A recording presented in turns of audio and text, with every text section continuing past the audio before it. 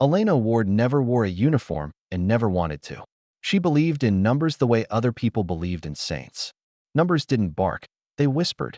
They slid under doors, they hid in margins, they made promises only to those who paid attention. At Forward Operating Base Caraway, Elena paid attention for a living. Her badge said consultant in letters that felt like a shrug, and her desk sat at the edge of the intel tent, where the AC rattled like a tired engine and the fluorescent lights blinked with the patience of monks. She mapped radio chatter, counted IEDs, colored routes on laminated maps until the plastic curled at the corners. She lived 2 doors down from the ops board and 3 from the coffee urn that brewed anxiety into something drinkable. Soldiers called her the numbers lady because it was easier than learning another name in a place that already knew too many. She did not correct them. Names were for roll calls. Her work was for quiet rooms with doors no one bothered to close. Her doctorate had a title so long it bored party guests, but here it translated into a single competence: pattern sense. She could look at 6 months of convoy logs and see where tomorrow wanted to be mean. She traced the way roadside bombs crept like ivy along certain wadis. She circled the way ambushes bred near culverts that maintenance kept forgetting to fix. She underlined, twice, that insurgent groups were no longer throwing rocks at tanks. They were learning to stack probabilities. In morning briefs, she would speak in that small, exact voice of hers and say, "Sir, if we keep moving at 0900 along Route Hades, we will eventually meet someone who did their homework." The captain would cock his head as if listening to a far radio and say, "Appreciated, Dr. Ward," like he was filing a thank you card for later. They were not unkind. They simply wore a profession that trusted muscle first, then radios, then math as the garnish on a plate already decided. She didn't blame them. Math doesn't bleed. Math can't carry a stretcher or kick a door or keep a promise to a mother. But the thing she knew and could not make anyone feel was that math could point at the exact place where bleeding would begin. She slept badly under that knowledge. She wrote better because of it. The road west of Caraway ran like a thread through a shallow basin, cut by a dry creek bed that only remembered being a river when the sky got sentimental. The map labeled the villages by numbers, and the locals called them by family names. There were 3 ways through the basin, and only one of them didn't make her teeth ache. She put it on a slide and argued for it. The logistics chief nodded and used the old way anyway, because fuel trucks hate detours the way old knees hate stairs. Elena said nothing out loud. She wrote a note to herself instead. If the world refuses the easy fix, be ready for the hard rescue. On the morning it happened, the air still had night in it. A convoy assembled in the motor pool. 6 MRAPs like angry beetles, 2 cargo trucks, a wrecker, a Humvee that had earned retirement and refused it, and a single up-armored SUV carrying a colonel who wanted to inspect a checkpoint and be back for lunch. Soldiers moved with the choreography of people who know the steps by shin memory. Gunners checked traverse and elevation. Drivers thumped tires as if rebuke could prevent a blowout. Someone swore at a headset. Someone else prayed into a coffee lid. Elena stood off to the side with her notebook, pretending to be smaller than she was. She had asked for weeks to ride along for research. The captain had smiled the way leaders smile when they are calculating risk and optics and the price of saying no. "You can observe," he had said at last, from the second MRAP. "You will not touch anything that bites back. You will stay strapped in. If the world ends, you will not argue with gravity. We clear." She had nodded, which is not the same as agreeing, but passable at distance. They rolled out at 8:47. Radios did their call-in response. The sky brightened as if the day were changing its mind. Elena watched the basin unfold through a slit of armored glass and tried to turn the physical into something her models could have loved: angles, intervals, timing. The gunner above her tapped a bead on the shield with his knuckles, a nervous metronome. Somewhere behind them, a private discovered that he had packed 2 left gloves and decided to live bravely anyway. The convoy was a small city on the move. Engines for heartbeat, antennas for hair, steel for skin, carrying people who had learned to make jokes at the exact speed of dread. At 9:17, the world shouted.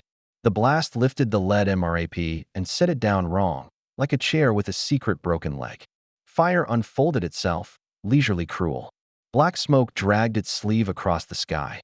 The driver of Elena's vehicle snapped a curse between his teeth that sounded like a prayer not meant for company. The radio drowned itself in words. Contact, contact, front, smoke, left side, possible complex, stay in, stay.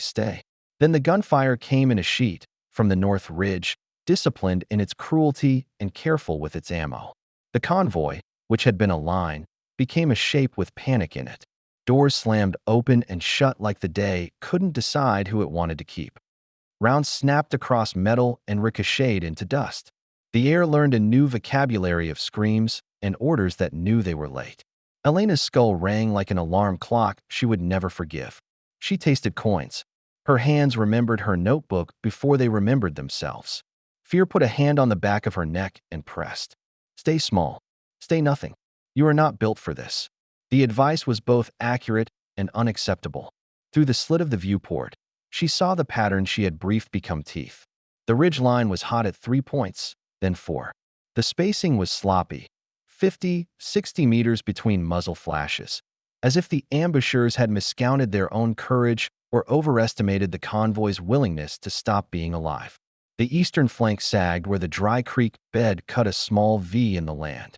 She felt the idea arrive like a tool into her palm. Show them the seam. She yanked the heavy door open and fell into the shade of her own vehicle.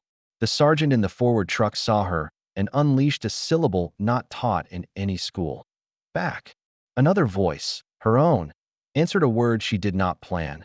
No, the gunfire shredded the air 2 feet above her head. She pressed herself against steel and stared until staring turned into reading. The world became a map with teeth. She pointed with her whole body. North Ridge, gaps every 50 meters. They're spread thin.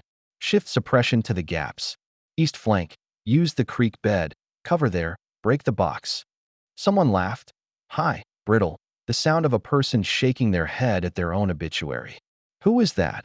A radio asked, like a question had time to be offended. Elena slammed a hand on the push-to-talk she had stolen from the floor. Dr. Ward, civilian analyst.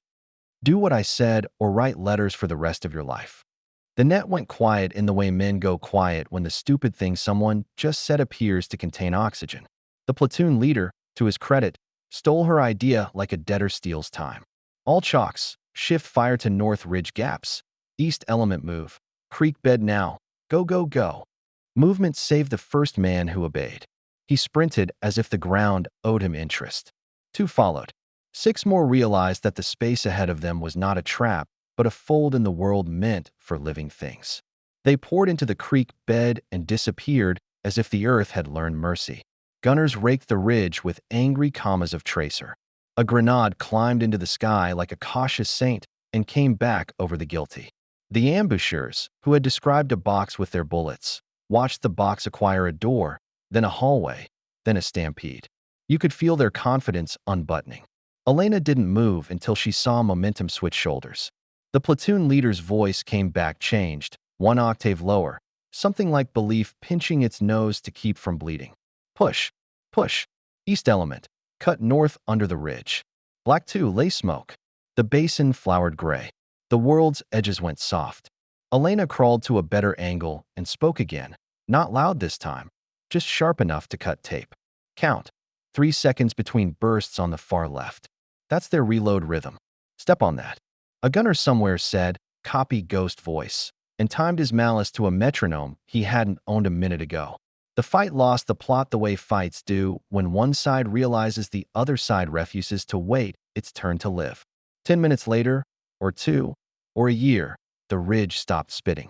Men with rifles began to be men with hands again.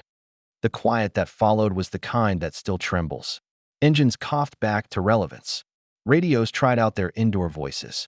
Someone wept without apology for 10 seconds and became hard again because the day had miles left. The platoon leader stepped into the road like a man meeting his own biography. He found Elena with his eyes, then his boots. Up close, he looked older than an hour ago. No rank, he said, as if the words were a diagnosis and a joke. No orders. The corner of his mouth failed at pretending not to smile. Still, we followed you. Words do not break bones, but sometimes they set them. The sentence ran through the convoy like a small, warm animal looking for a lap. Men repeated it under their breath as if repetition might turn it into a rule. Elena held her notebook to her chest like a silly shield and tried to keep her hands from shaking. Her glasses were crooked, and dust had underlined the lines on her face that used to be private. She nodded once, because nodding is what you do when everything else would be theater. They limped home bruised, but not broken. News outran them the way news likes to, fast and opinionated. By the time the wheels kissed the concrete inside the wire, people already had stories, and some of them accidentally contained the truth. A civilian had stood up in a kill zone and made a sentence out of shouting. A woman without a stripe had told men with patches how to be alive this afternoon. There were immediately two camps: the ones who loved the story because it embarrassed pride into something useful, and the ones who hated it because the universe should obey rank if it wants to stay tidy. The mess hall made room for both, as mess halls do. The next morning, the general walked into that mess hall with no drum roll and no entourage, just his coffee and the habit of noticing. He saw Elena at a corner table, bone-tired, awake against her will, cupping a mug like it contained permission. He gave her the kind of salute that makes photographers wish they had been invited. Not a politician's salute. A pilot's. Efficient, exact, aimed at a single person and not the air. The room followed because rooms love a script. Trays clattered as men and women stood. Arms came up. The silence that settled had weight. Respect is loud when nobody speaks. Later, in his office that smelled like maps and decisions, the general asked for her sequence. She gave it to him without decoration, where she had looked and why, where the seam had appeared, where a voice she did not recognize had borrowed her mouth. He wrote few notes, as if most of what mattered was already inside his skull nodding along. "You read the ground the way some people read the sky," he said finally. "You turned a model into motion." He steepled his fingers as if holding an invisible plan. "I can pin a medal on a contract. The medal doesn't mind. But that's ceremony. What you need is a chair in the room where routes are chosen." He slid a card across the desk, not because she needed a number, but because the gesture writes itself into people. "Bring your maps," he said. "We're going to rename some habits." The medal came anyway because institutions metabolize awe through ribbon. He put it on her blouse in a hangar that had learned to host more funerals than parties and was grateful to remember the latter. He kept the speech short. He said, "Some days the rank on your chest weighs nothing, and some days the thing that decides who we follow sits behind your eyes. Thank you for lending us yours." When he saluted her, she returned it without irony, which is the only respectful way to return anything. The days after refused to be a parade. Logistics still wanted fuel to be where fuel ought to be. Radios still squawked with the impersonation of urgency. A private named Delaney broke a tooth on a walnut and discovered civilian dentistry is also a war. A sandstorm folded the world into one color, and the base swallowed its own noise for a day. Elena worked. She walked the routes with a clipboard and then without one, as if the land only revealed its secret angles to unarmed hands. She learned the names of shadows at noon. She circled not just where they had been hit, but where it had almost happened to somebody else with worse luck. She stood in the dry creek bed and traced, with a finger in the air, the path a life had taken to escape a box made of bullets. She did not cry. She did not smile. She filed the shape of mercy under repeatable. At night, sleep negotiated with her sternly. She would close her eyes and hear the rhythm of firing she had measured with the part of her brain that does math, while the rest is in flames. She would wake to the taste of metal and a question that did not want an answer. Why did my mouth work when others did not? On those nights, she wrote until the pages grew heavy with small, obedient handwriting. She wrote for herself, to explain the day to a future that might pretend to forget. She wrote notes to Emma, her sister back home in a city that confused weather with news. Notes she never sent. "We do not deserve each other's courage," she wrote once, meaning soldiers and analysts, and also, quietly, sisters who answer phones at 3 a.m. and say, "Breathe for me, Lenny. 1 in, 3 out." The platoon wanted her in their briefs now because belief is contagious. She stood at the map board, a civilian in a room that smelled like oil and ambition, and said, "Here is what last week taught us about next Tuesday." She made habits ashamed of themselves. She suggested moving an hour earlier because insurgents love breakfast. She suggested a decoy convoy because theater is a tactic when the audience brings rifles. She suggested, gently, that the old road through the basin had taken enough from them. The captain said, "Copy," in a voice that meant he had translated copy into yes. Not everyone was kind. A colonel visiting from somewhere that smelled like carpet asked, "By what authority did you issue commands on an open net?" She blinked at him as if the question were a math problem with the wrong givens. "By the authority of a box with no doors," she said. "We added one." He did not laugh. The general, later, did. "We will find him a door," the general said, "and then lock it from the outside." The convoy schedules changed. The basin learned new footsteps. The numbers moved the way tides move after someone has yelled at the moon long enough to get its attention. Ambush reports dipped. Not to zero. Evil hates zeros, but enough for morale to notice the difference between doom and weather. Word came back from a Unit 2 valleys over that had copied their trick with the creek bed and lived to be smug about it. Elena read the sitrep aloud to no one and allowed herself the kind of smile you put in your pocket for later. Then the day arrived that tried to take back its gift. It always does. The patrol was routine in the way tango is routine for dancers who have practiced their feet into muscle prayer. 3 MRAPs. One Humvee playing the role of uncle who refuses to retire. A small engineer team with a robot that looked like a shopping cart with dreams. Elena rode in the last truck because she had learned that the back seats teach humility. The first 30 minutes achieved boredom. The 31st wrote itself in red. A burst from the south this time. Short, tentative, as if the enemy wanted to ask a question before committing to a thesis. The ridge line to the left, not the right. The interval between shots, off by 2 beats compared to last time. The box tried to close, but the men who had escaped one box now recognized the smell of cardboard and cut their way out. Elena didn't have to stand up in the road. She only had to say, "Same seam, different scarf," and 6 rifles agreed with her out loud. Afterward, an E4 with a mustache he apologized for said, "Ma'am, I never thought I would take orders from a woman in a blouse." She looked at his mustache and then his eyes. "You didn't," she said mildly. "You took orders from the ground. I only translated." He laughed, because he knew flattery when it wore humility, and because it is a relief to discover you have not betrayed your tribe by listening to a stranger who saves you. Emails found her from units who had never learned her name and already practiced the sentence about no rank and no orders as if it had been taught at basic. She ignored most of them because her work made her shy, but she printed one from a medic who said, "I moved because you moved then. I did not freeze because you did not." She folded it into the back of her notebook because not all bandages are gauze. The press discovered the story on a Tuesday because misery prefers Mondays and Miracle Tuesdays.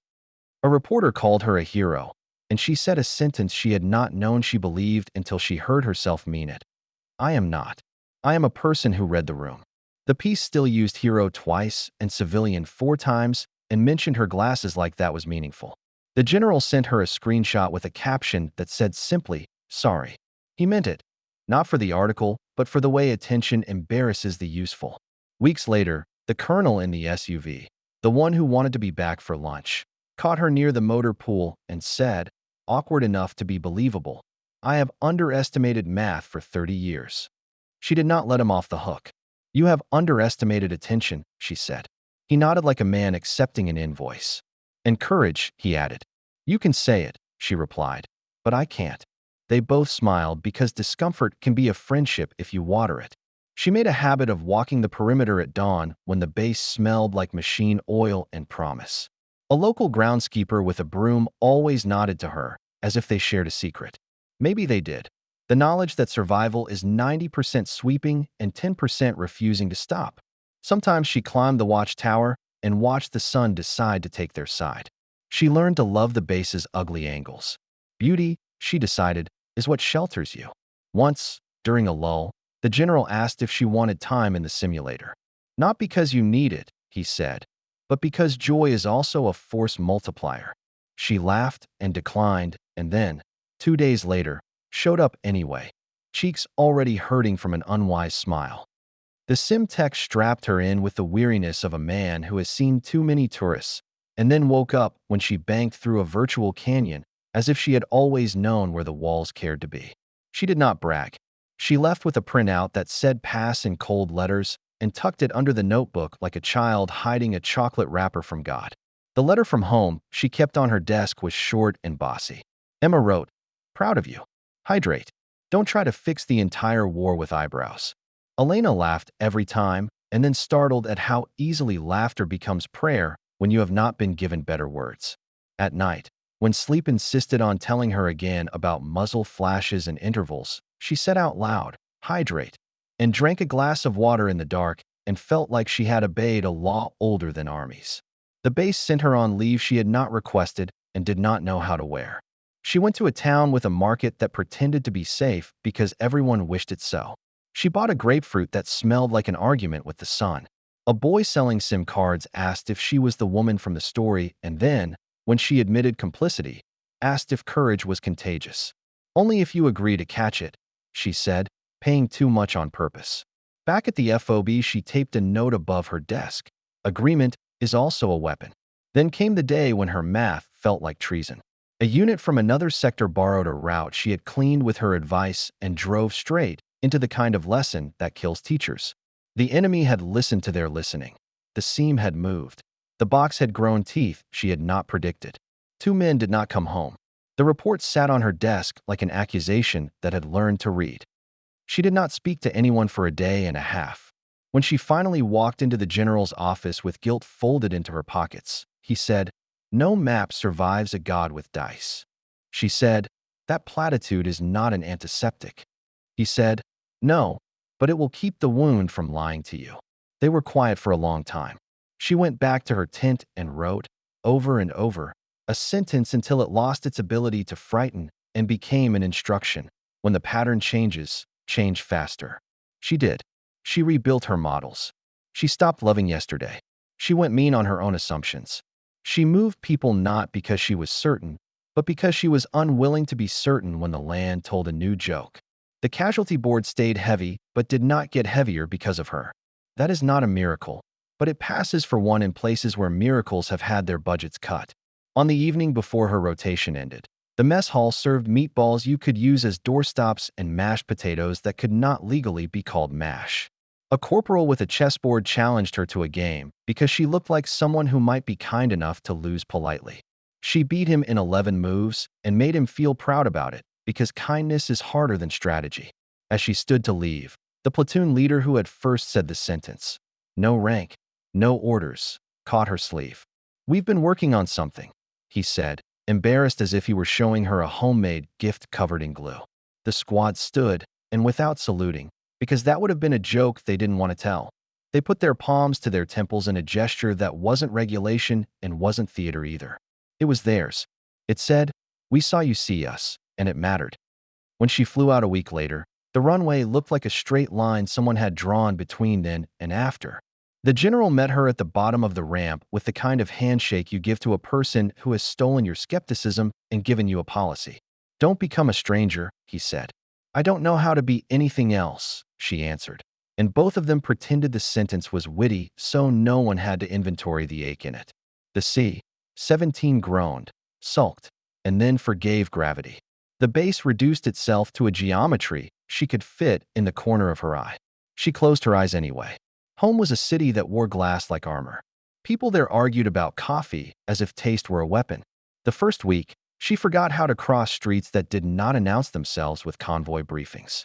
She stood at crosswalks and waited for someone to say, "On me." And when nobody did, she almost waved to the empty air and stepped off the curb laughing at herself gently. Emma dragged her to a small museum with a big staircase and then to a park where none of the benches were afraid to be empty. They ate sandwiches on a blanket and talked about everything except seriousness. On day 8, Elena dreamt of the creek bed again. But this time the muzzle flashes were fireflies and the grenades were tossed bouquets. She woke up angry at her own brain for trying to make art out of survival, and then forgave it because forgiveness is a muscle you must exercise or it atrophies. Her email accumulated invitations from people who loved microphones. She said no to those and yes to a classroom in a quiet building where the whiteboard was not secretly a memorial. She taught juniors how to tell the difference between noise and signal. She told them that attention is a form of love and they smirked in the way that means the sentence will come back to them in 3 years when a job or a person demands it. After class, a student with ink on her fingers and fury in her voice asked, "What do you do when the pattern is wrong?" Elena said, "You stop calling it truth and start calling it yesterday." Months slipped, as months do when nobody is actively trying to kill you. She still woke sometimes to the exact interval between bursts on a ridge she might never see again and counted herself back to sleep by naming all the men who had learned to read a seam. She kept the medal in a drawer and the notebook on a shelf where her hand could find it in the dark. The front page, the one that had lived in a road with too much story in it, had picked up a stain that looked like a map of an island. She traced it sometimes the way people trace scars, and told herself she had not earned more drama than that. The message arrived from Caraway on an afternoon that smelled like rain braided with electricity. The new analyst, the one she had trained over bad coffee and worse patience, wrote, "We got boxed again. The seam was smaller. We found it because your map taught our eyes to argue. We say your sentence sometimes when the radio's quiet." He didn't write the sentence. He didn't have to. She read it anyway on the blank line and felt the old dust under her tongue, softer now, like sugar that has learned manners. On the anniversary, the general sent a photograph that was terrible by any standard except the one that matters. It showed a chalkboard in the ops tent with 2 words at the top in thick white strokes. "Read first." Under it, smaller, in a hand she recognized from a dozen briefs, another line. "If there's no door, draw one." She printed it and taped it above her desk at the university, and when colleagues asked what it meant, she said, "It's how we kept it Tuesday." If you ask her now, years later, far from that basin that taught her which parts of herself were non-negotiable, what she did, she will not say she led soldiers. She will say she pointed at a seam in a box and lent her voice to momentum. She will say that leadership is sometimes the math of terrified people plus a sentence said at the right pitch. She will say that the rank on your chest weighs less than the conviction behind your eyes. And if you push for something grander, if you insist on the word hero as if it were a medal you are desperate to pin on somebody, she will smile with an exhaustion that is finally tender and say, "We followed the ground. The soldiers followed the ground." I happen to be loud enough to translate. They still say the sentence about her at Caraway when the radios go quiet and the map is mean. No rank. No orders. Still, the soldiers followed her lead. It is not a doctrine. It is not a policy. It is a reminder left on a table like a folded note. If the day asks for you, answer in a voice you recognize. The rest is dust and sunlight and the math of not dying. And the line between them is thinner than anyone believes until it becomes the only place to stand.